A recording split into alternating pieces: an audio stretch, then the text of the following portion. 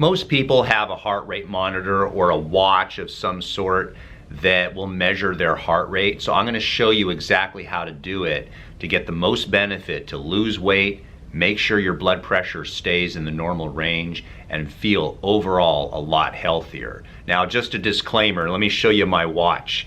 I don't have one of these watches that measure your blood pressure and your heart rate and your oxygen levels, and they track you, and you could talk into them and talk to people, and everyone can trace you. This is a watch that simply tells me the time. See that? So I'm talking with some experience because I do have some of those watches that some companies have given me, but I just like my style of watch, so just disclaimer. But when I ride a bike, I wear a heart monitor over my heart that transmits into the computer on my bike. So I'm very familiar with watching heart rate, and in addition to that, I have been measuring my heart rate I think since I was 11 years old when I started bike racing. So I'm familiar with what my own heart can do. I'm familiar with the science of what heart rate training is all about. So therefore, I'm going to give you two things that are very important that you can do today to start measuring your own heart rate and learn how to use these tools that most people have on their wrist. So number one, let's talk about the first formula that you may see on the internet is to find out your maximum heart rate, which is 220 minus your age. Now this is not super accurate, however, it's a good starting point, and for the majority of people, it will ballpark your maximum heart rate so that you can come up with these different zones to learn how hard you should be working out to improve your blood pressure, lose weight, yada, yada, yada, all that stuff. Now, there are some people that will say that the 220 minus your age is absolutely not accurate. And the reason why they say that is because it is true to the heartbeat. And what I mean by that, if you want to really split hairs and be precise, to the heartbeat. So in other words, if you want to say that your maximum heart rate is 193, it's not 192, it's not 194, it's 193, then there's going to be a large margin of error when the 220 minus your age formula is used. But we use the maximum heart rate to get some idea of what percentage, what ballpark should you be working in to get some benefit. Most people are working out either too easy or too hard.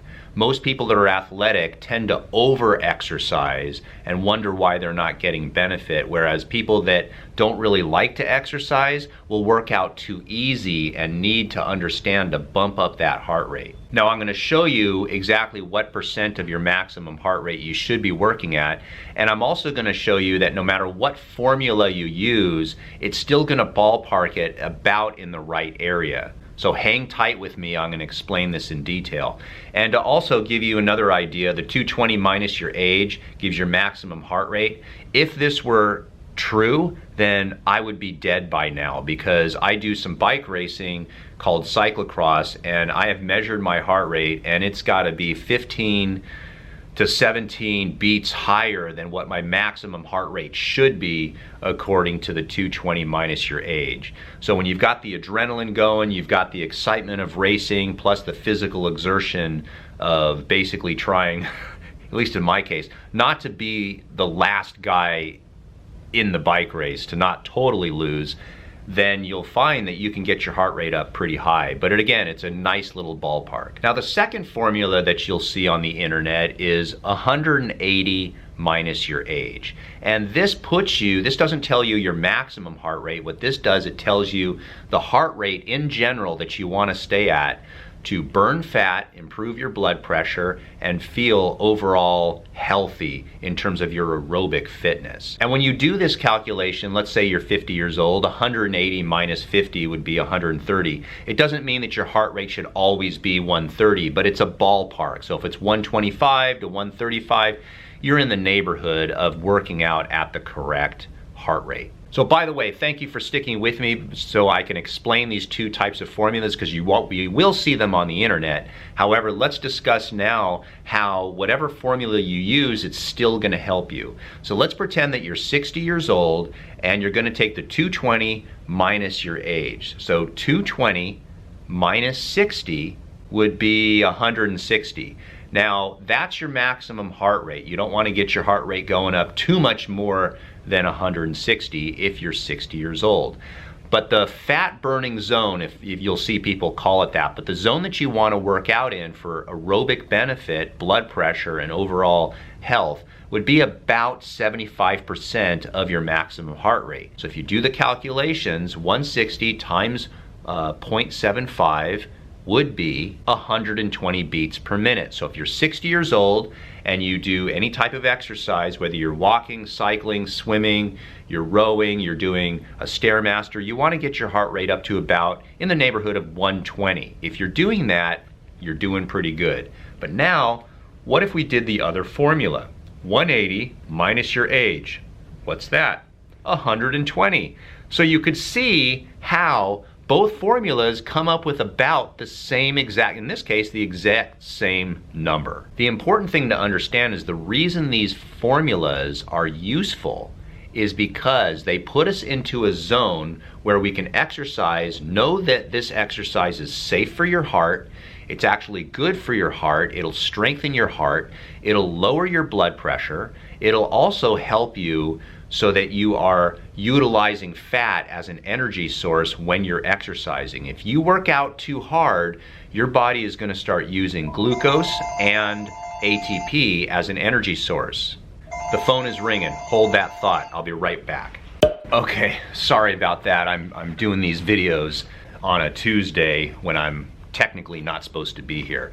So let's get into this. If you want to ride a bike, if you want to walk, if you want to jog, if you want to do a rowing machine, if you want to do a treadmill, whatever it is, as your heart really doesn't care whether you're doing any type of exercise. If your heart rate gets up to 120 and you're 60 years old, you are now in the optimal exercise region where it's safe for your body. You're not going to cause any harm by over exercising or pushing yourself too hard, but you're also not working out too easily. Now, I've got one thing to show you, but before we do that, just to let you know at the end of the video, if you'd like to know what the best exercise is to lower your blood pressure, hang with me. At the end of the video, there will be a box on either side. If you don't see the box, turn your phone sideways, you'll see the box, and it talks about the best exercise for high blood pressure. So make sure when you're done with this video, watch that particular one. Constipation, lack of sleep, muscle pain, migraines. How much longer do we have to suffer? Why aren't we taking magnesium supplements? 70% of people are not getting enough magnesium in their diet because they're either limiting the amount of food that they're eating or they're limiting the types of food that they're eating. If you were eating broccoli, you'd have to eat 21 cups of broccoli to get 400 milligrams of magnesium. You'd have to eat 2.5 ounces of pumpkin seeds, 5 ounces of almonds, or 3 cups of spinach, all equal 400 milligrams of magnesium. And unless you're eating like that, that is why we benefit so much from taking magnesium supplements.